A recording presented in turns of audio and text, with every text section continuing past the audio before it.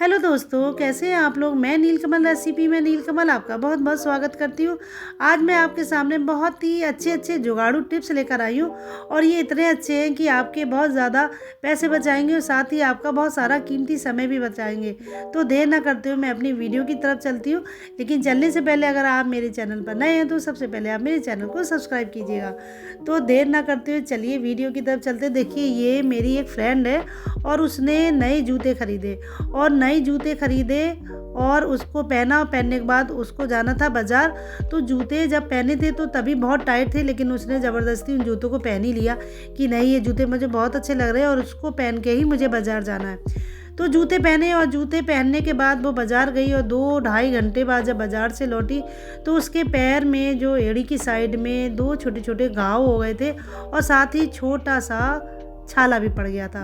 तो अगर आप छोटे छोटे जूते पहन लेते हैं जो आपके पैर में टाइट होते हैं तो इस तरह से परेशानी आ ही जाती है।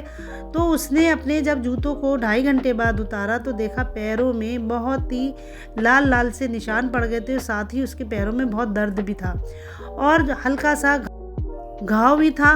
तो मैं आपको बताऊंगी कि आपको कभी भी नया जूता पहनना हो आप किस तरह से पहने कि जिससे एड़ी में घाव नहीं हो। देखिए पैर में कितना हल्का सा घाव हो गया, साथ ही लाल लाल से एड़ी हो गई थी, देखिए इस तरह से, और छोटा सा एक छाला भी हो गया था जो कि बहुत ही नुकसानदायक है। इस तरह से अगर आप छोटे जूते पहनेंगे तो आपके पैरों में दर्द भी बढ़ेगा, साथ ही घाव भी हो जाएंगे। तो बहुत अच्छा सा तरीका है कि आप जब भी अपने जूतों को पहने पहले तो देख लीजिए कि जूते आपके ज़्यादा टाइट नहीं है। अगर टाइट हो तो कुछ नहीं करना है, जूतों को बस पहनने से पहले जो एक मेडिकेटेड टेप आता है इस तरह से, जो हम डॉक्टरों के अक्सर देखते हैं जब हम पट्टी बनवाते हैं तो ये टेप जो है वो हमारे चोट के ऊपर लगाते हैं। तो ये वाला टेप आपको ले लेना है और लेने के बाद इसका छोटा सा एक टुकड़ा काटना है और पीछे एड़ी पर इस तरह से हमें लगा लेना है। देखिए जैसे मैंने इस एड़ी पर लगाया है। तो इस तरह से मैं 2 टुकड़े टेप के निकालूंगी और निकालने के बाद उनको एड़ी पर इस तरह से लगा दूंगी।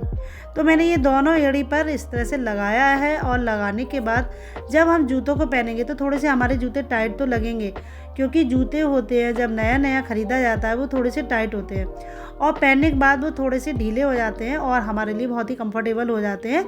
लेकिन जब वो टाइट होते हैं तो हमें जूतों को पहनने से पहले अपने पैरों पर यानी कि एड़ियों की साइड में इस तरह से टेप लगा लेना है। तो टेप लगाने के बाद आप इन जूतों को पहनेंगी और जितना आप चाहें उतना चलेंगी, आपके एड़ी में बिल्कुल भी घाव नहीं होगा, ना ही कोई छाला पड़ेगा और ना ही कोई हल्का सा रैशेस भी आएगा।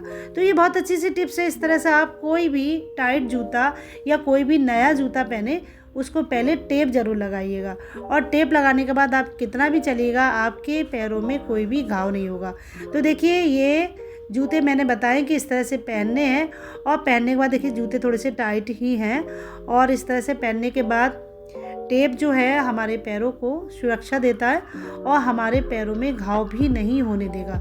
ये बहुत अच्छी सी टिप्स है, इसको आप ज़रूर कीजिएगा जब भी कभी भी आप जूता पहने, नया या थोड़ा सा टाइट जूता पहने, ये वाली टिप्स ज़रूर कीजिएगा।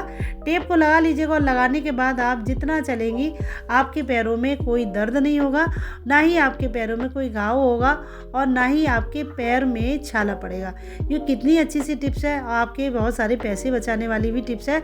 इस तरह से आप खूब दौड़िए और खूब भागिए, आपके पैर बिल्कुल आरामदायक लगेंगे। देखिए इस तरह से लगाने के बाद आप चलेंगी तो आपके पैरों में बिल्कुल भी दर्द नहीं होगा। ये इतनी अच्छी सी टिप्स है, इसको ज़रूर कीजिएगा, क्योंकि कभी कभी बच्चों के भी छोटे छोटे जूते आ जाते हैं, उनके पैरों में भी घाव हो जाते हैं। तो इस तरह से अगर आप उनको पहनाएंगे अपने बच्चों को तो उनके पैरों में भी कोई घाव नहीं होगा। इस टिप्स को ज़रूर कीजिएगा। इसके बाद हमारी अगली टिप्स है, ये है सेंधा नमक। आजकल सबको बीपी की समस्या हो रही, तो सेंधा नमक खाना शुरू कर दीजिए, आपके बीपी में बहुत ही ज़्यादा कंट्रोल आएगा। लेकिन जब हम नमक अपने किसी बॉक्स में करते हैं तो ज़्यादातर लोग क्या करते हैं कि स्टील के डिब्बे में कर देते हैं, जो कि स्टील के डिब्बे में नहीं करना चाहिए, क्योंकि नमक जो है सीलने लगता है। तो हमें नमक हमेशा प्लास्टिक के बॉक्स में ही करके रखना चाहिए। तो देखिए मैंने ये प्लास्टिक के बॉक्स में नमक को कर दिया है और नमक डालने के बाद हमें कभी भी स्टील की चम्मच को नमक में नहीं डालना चाहिए, क्योंकि उसमें जंग लग जाती है। तो हमेशा हमें अपने नमक में लकड़ी की चम्मच ही डालनी चाहिए, या आप प्लास्टिक की चम्मच भी डाल सकते हैं। तो देखिए मैंने अपने नमक में ये लकड़ी की चम्मच डाल दी है। तो इस तरह से ये नमक हमारे लिए बहुत ही सेफ़ रहेगा और साथ ही ख़राब भी नहीं होगा, ना ही सीलेगा। इसके बाद हमारी अगली टिप्स ये है कटोरी। और कटोरी में कभी कभी हम चम्मच इस तरह से रखते हैं ना कि वो नीचे गिर जाती है।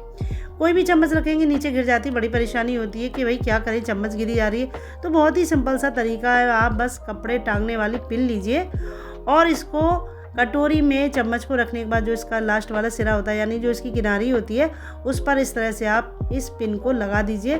देखिए आपकी चम्मच टिकी रहेगी, है ना कितनी अच्छी सी टिप्स। आप कितनी भी चम्मच को रखिएगा, चम्मच आपकी बिल्कुल कटोरी से बाहर नहीं गिरेगी। तो जब भी आप किचन में जाएं, पिन लेकर जरूर जाएं।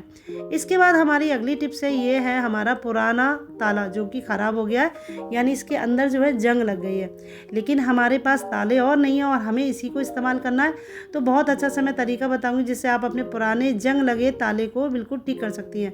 देखिए मैंने इसमें चाबी घुमाई, इसमें चाबी ही नहीं घूम रही है, तो ये ताला जो है थोड़ा सा ख़राब हो गया। लेकिन मैं बहुत ही अच्छी सी टिप्स बताऊंगी जिससे आप अपने जंग लगे पुराने ताले को बिल्कुल ठीक कर सकती है, वो भी बगैर पैसे के।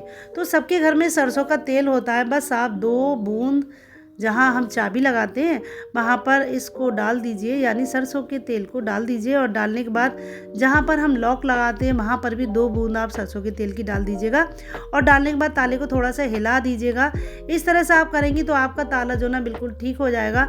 कितने भी पुराने ताले हो, आप सरसों का तेल की 2-2 बूंद डाल दीजिएगा, आपके ताले सारे ठीक हो जाएंगे। तो देखिए मैंने तेल डालकर, यानी जो इसके ऊपर का साइड है इसमें भी मैंने तेल डाल दिया और तेल डालने के बाद मैंने ताले को थोड़ा सा घुमाया है। और घुमाने के बाद ताले में मैं चाबी लगाऊंगी तो मेरा ताला बिल्कुल ठीक हो जाएगा। इस तरह से मैंने अपने घर के कई पुराने तालों को ठीक किया है। और अगर आपके यहाँ धूप निकल रही है तो आप तेल डालकर तालों को धूप में भी रख सकती है, तो और जल्दी से ताले जो है बिल्कुल ठीक हो जाएगा। तो देखिए इसके बाद मैं इसमें चाबी लगाऊंगी तो मेरा ताला बिल्कुल ठीक हो जाएगा। लेकिन चाबी लगाने से पहले चाबी को हम लगा कर थोड़ा सा इधर उधर घुमाएंगे जिससे जो तेल है वो ताले के अंदर पूरे अच्छी से मिल जाए। तो देखिए मैं अब ताले को लगाऊंगी तो मेरा ताला बिल्कुल ठीक हो गया और चाबी देखिए एकदम घूम गई और ताला जो है लॉक हो गया। इसके बाद मैं दोबारा इसको खोल के दिखाऊंगी, देखिए खुल गया। इसके बाद फिर इसको लगा के दिखाऊंगी तो देखिए ये फिर से लग जाएगा। तो इस तरह से आप अपने ताले को बिल्कुल ठीक कर सकती हैं। ताले को आप कभी भी कबाड़ में मत फेंकिएगा। ये बहुत काम की टिप्स है, आपके बहुत ज़्यादा पैसे बचाने वाली टिप्स है, क्योंकि जब भी आप ताला ख़राब होता है, नया नया ताला खरीद कर लाती हैं, आपके पैसे खर्च होते हैं। लेकिन अगर आप तेल डालकर अपने तालों को सही करेंगी तो आपके बहुत सारे पैसे बचेंगे। इसके बाद हमारी अगली टिप्स है, हम खाना खाते हैं और खाना खाने के बाद कभी कभी हमारे पेट में बहुत गैस बन जाती है और कभी कभी बहुत दर्द होता है। तो कुछ नहीं करना है हमें, खाना खाने के 10 मिनट बाद हम लेंगे एक छोटे गिलास गुनगुना पानी और उसमें हम डाल देंगे 1 चुटकी हींग। हींग जो है हमारे खाने को बहुत अच्छे से डाइजेस्ट करती है। तो हींग डालकर हम पानी को थोड़ा सा चला लेंगे और उसके बाद डाल देंगे इसमें 1/4 चम्मच काला नमक।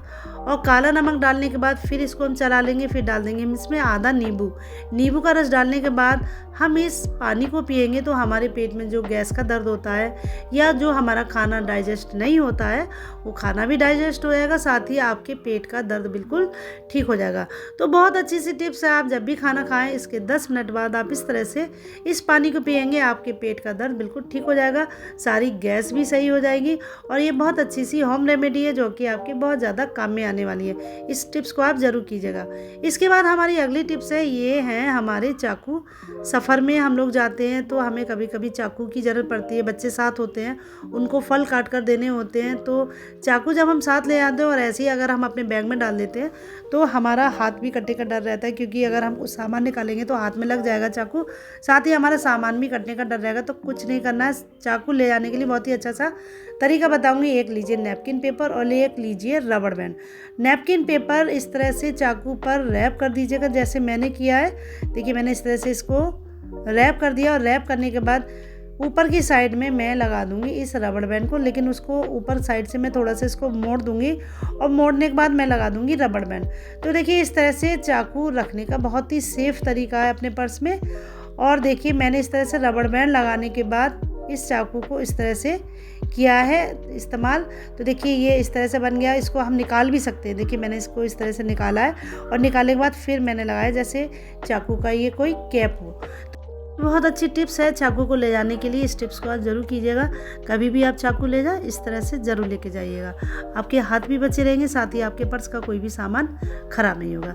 तो मेरी ये सारी टिप्स आपको कैसी लगी मुझे कमेंट बॉक्स में ज़रूर बताइएगा। मिलते हैं आपसे अगली वीडियो में, तब तक के लिए बाय बाय।